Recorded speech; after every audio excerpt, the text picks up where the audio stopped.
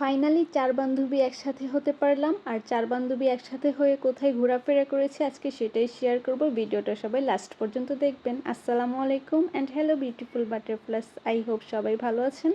দেখা করার আগের দিন গ্রুপে মেসেজ দিয়ে বলেছিলাম যে সবাই 3টার মধ্যে যমুনায় এসে ওয়েট করব, ওইখান থেকেই আমরা সবাই একসাথে হব।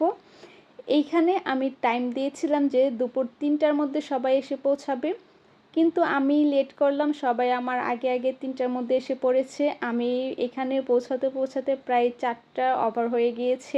আমি বাসা থেকে বেরিয়ে হয়েছি 3:30টার দিকে। এই তো আমি যমুনার সামনে এসে পৌঁছাই আর ওদেরকে কল দিয়ে বলেছিলাম যে তোমরা কোথায় আছো। ওরা বলেছিল যে আমরা কলেজ টাইমে যেইখানে আড্ডা দিতাম সেখানেই আছি।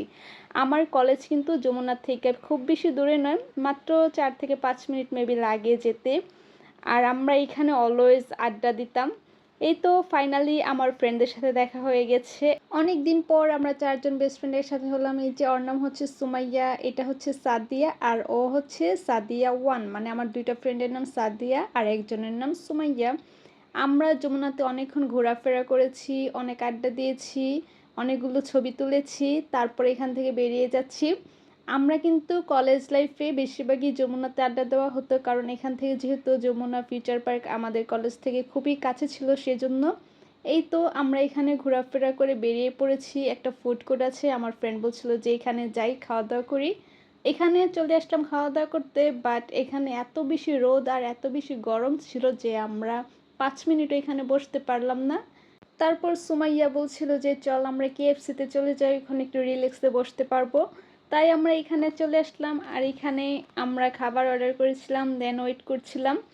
আর আমরা কিন্তু বেশিক্ষণ এখানে থাকিনি, কারণ আমাদের প্ল্যান ছিল যে কলেজ লাইফে আমরা যেভাবে ঘোরাফেরা করতাম আজকে ঠিক সেভাবেই ঘোরাফেরা করব।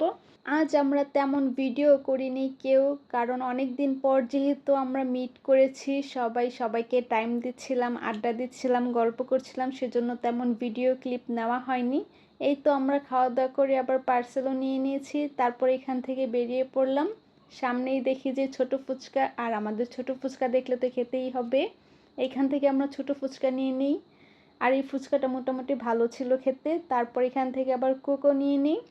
আমরা হাঁটছিলাম, অনেক গল্প করছিলাম। তারপর সাদিয়া বলছিল যে এখানে একটা ঝালমুড়ি আছে, এইটা অনেক বেশি মজা। দেন আমরা এখান থেকে আবার ঝালমুড়ি নিয়ে নিই।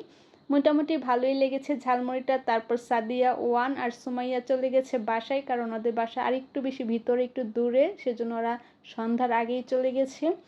দেন আমি আর আমার এই বান্ধবী চলে আসলাম আবার যমুনায় টুক চায়ের সামনে। ও বলছিল যে এই চাটা অনেক বেশি মজা, খেয়ে দেখ। আসলেই এই চাটা অনেক বেশি মজা ছিল। যারা যমুনার সামনে আসেন অবশ্যই এই চাটা একবার হলেও ট্রাই করবেন, আর যারা ট্রাই করেছেন তারা তো জানেনই কতটা বেশি মজা।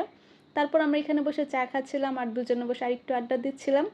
এখানে বসে আড্ডা দিতে দিতে অনেকটা রাত হয়ে গিয়েছে, তাই ভাবলাম যে এবার বাসায় যাওয়া যাক। আমার বান্ধবী চলে গিয়েছে তার বাসায়, আর আমিও আমার বাসার জন্য রওনা হয়ে গেলাম। আজকের ভিডিওটা শেষ করে দিচ্ছি এখানেই। ভিডিওটা কেমন হয়েছে অবশ্যই সবাই কমেন্ট করে জানাবেন। সবাই সুস্থ থাকবেন, ভালো থাকবেন। আল্লাহ হাফেজ।